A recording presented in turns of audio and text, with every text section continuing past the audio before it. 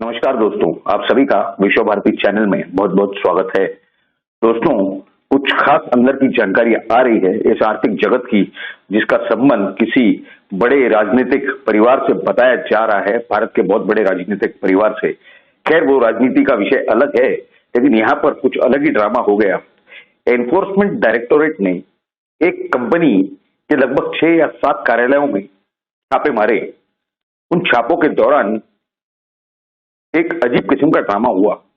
क्या ड्रामा हुआ, उसी की जानकारी हम आपको इस वीडियो में देने जा रहे हैं। देखिए, पिछले साल ये जानकारी आ रही है कि वाड़ा पुलिस स्टेशन पर, यानी वाड़ा तालुका है पालघर जिले का महाराष्ट्र में, वहां पर एक एफआईआर दर्ज हुआ था और उसके आधार पर एनफोर्समेंट डायरेक्टोरेट ने एक और एफआईआर दर्ज किया था, जिसे कहा जाता है ईसीआईआर। और वो जो ईसीआईआर है उसका नंबर बताया जा रहा है 7/HUL/2021। इस ईसीआईआर के तहत ये कार्रवाई नहीं हुई, लेकिन जब वो कार्रवाई हुई, छापा पड़ा, ईडी की रेड पड़ी, तो उस कंपनी के अधिकारियों ने बॉम्बे स्टॉक एक्सचेंज यानी बीएसई और नेशनल स्टॉक एक्सचेंज यानी एनएसई के जो ऑफिस है, कार्यालय हैं, उन्हें ये जानकारी दी कि उस विषय में ये छापे पड़े हैं और जिस क्लाइंट्स की यानी जिन कस्टमर्स की जानकारी ईडी ने मांगी थी वो हम इन्हें दे चुके हैं। ये जो केस था, इसके ऊपर पिछले ही साल यानी 2021 में जब का ये केस है, इसी कंपनी ने बॉम्बे हाईकोर्ट यानी ऑनरेबल बॉम्बे हाईकोर्ट के सामने गुहार लगाई थी कि ये जो एफआईआर फाइल किया गया है, ईसीआर फाइल किया गया है, ये गलत यानी मेलिशियस ग्राउंड पर फाइल किया गया है। इसके लिए ये एफआईआर रद्द किया जाए, इसे रद्द किया जाना चाहिए। इसके ऊपर ये बताया जा रहा है कि अप्रैल 27 तारीख 2021 को हाईकोर्ट ने एक बड़ा ही डिटेल्ड ऑर्डर दिया था, यानी लगभग किसी तरह की इस कंपनी को प्रोटेक्शन दी गई थी। लेकिन जब ये टीम परसों यानी सोमवार के दिन 21 तारीख को दिल्ली से निकली, मुंबई पहुंचे, वहां से उनके जो लोकल ईडी के जो अधिकारी थे, उनके मदद से उन्होंने 6 या 7 जगहों पर कार्रवाई की, जिसमें पुणे भी एक जगह बताई जा रही है, मुंबई में प्रभा देवी, जिसे पहले एलिफेंस्टन कहा जाता था, वहां पर भी कार्रवाई की गई। वहां पर क्या तमाशा हुआ नहीं हुआ वो तो बता रहे हैं, लेकिन इनके ऊपर क्या आरोप है वो पहले आप समझ लें। इनके ऊपर मनी लॉन्ड्रिंग के आरोप हैं।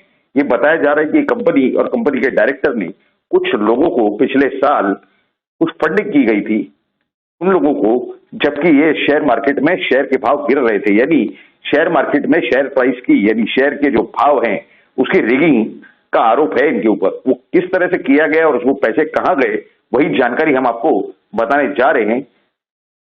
इनके ऊपर ये जो आरोप हैं, ये फंडिंग के आरोप हैं और इन्होंने जिन्हें फंडिंग की यानी वो कंपनियां थी या कुछ व्यक्ति थे, उन व्यक्तियों ने ये गिरते हुए भावों में, यानी जब भाव नीचे गिर गए उस कंपनी के शेयर्स के, उन्होंने वो शेयर खरीद लिए मार्केट से और जब भाव उठने लगे तो उसे ये लोग बेचने लगे और उसमें जो मुनाफे हुए वो इस कंपनी और इस जो पूरा ग्रुप है इस कंपनी का और उनके जो डायरेक्टर है उनके साथ उन्होंने ये शेयर किया, यानी इसके प्रॉफिट उन्होंने इस कंपनी को या इस कंपनी के जो ग्रुप हैं उसमें कुछ ग्रुप की कंपनीज को या फिर डायरेक्टरों को या फिर दोनों ही को इन्होंने ट्रांसफर किए हैं। इस तरह से इसे मनी लॉन्ड्रिंग बताया जा रहा है। यानी कि हो सकता है कि मार्केट के अंदर जो ये गिरावट आई उसमें भी इन कंपनी के जो डायरेक्टर हैं या फिर इनके जो आका है उनका हाथ होने की संभावना नकारी नहीं जा सकती आज की तारीख में। इसके लिए एनफोर्समेंट डायरेक्टोरेट इस कार्रवाई के पीछे लगी हुई है। उन्होंने ये जो रेड की जो छापे मारे उसमें एक अजीब व गरीब तमाशा हुआ।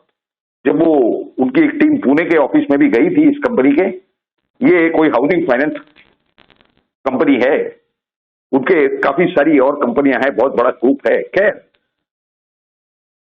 मुंबई में उनका क्या तमाशा हुआ क्या नहीं हुआ, यानी क्या ड्रामा हुआ, जिस तरह की जानकारी आ रही है उसके हम आपको जानकारी दे रहे हैं। वहां बताया जा रहा है कि जैसे ही एनफोर्समेंट डायरेक्टोरेट की टीम वहां पर पहुंची तो उन्हें उस कंपनी के अधिकारियों ने कहा कि हाँ, बॉम्बे हाईकोर्ट से हमें ये जो वाड़ा का जो एफआईआर है उसके अंदर हमारे खिलाफ कार्रवाई करने से हमें प्रोटेक्शन है, हमारे पास स्टे ऑर्डर है। यानी वाड़ा यानी वही पालघर जिला जिसमें अप्रैल पिछले साल 2021 में एफआईआर फाइल किया गया था, ईडी ने फाइल किया था और वाड़ा पुलिस स्टेशन पे भी फाइल हुआ था।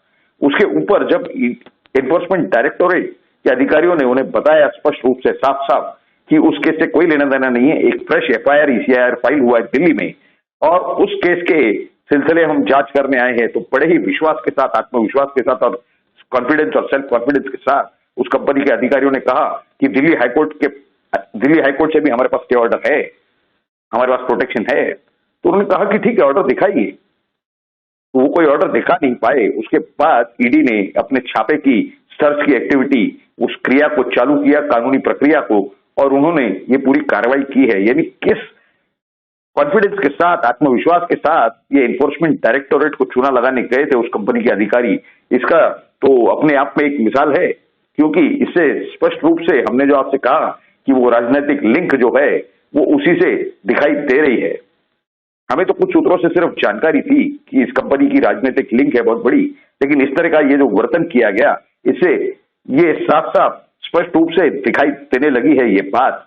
तो ये जो राजनीतिक उथल पुथल चल रही है महाराष्ट्र के अंदर हो या फिर ये जो भारत भर में प्रधानमंत्री मोदी जी के खिलाफ जो कुछ गतिविधियां कर रहे हैं, उसके वजह से एजेंसियां भी काफी सक्रिय हो चुकी है। ये पूरे लिंक्स खंगाल रही हैं। ये जो फाइनेंसिंग हो रही है ये सब गलत गलत कामों के लिए, ये आंदोलनों के लिए, उसका पीछा करते हुए उसके अंदर कहीं जहां कहीं गैरकानूनी काम दिखाई दे रहे, यानी जैसे मनी लॉन्ड्रिंग हो वगैरह वगैरह, इसकी पूरी जांच केंद्र सरकार की एजेंसियां बखूबी काम कर रही हैं बहुत अच्छी तरीके से। ये तो स्पष्ट रूप से ये पूरी जानकारी, ये सब हकीकतें हमें सामने सच्चाइयां दिखाई दे रही हैं।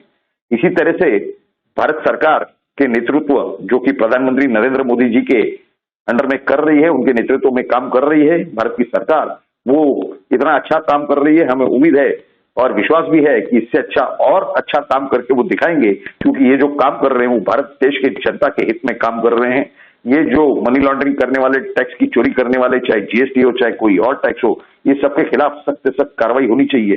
क्योंकि ये जो पैसे अगर सरकार की तिजोरी में नहीं पहुंचेंगे तो सरकार को कोई रास्ता नहीं रहेगा, लेकिन फाइनेंस के लिए जनता के ऊपर ही टैक्स लगाना पड़ेगा।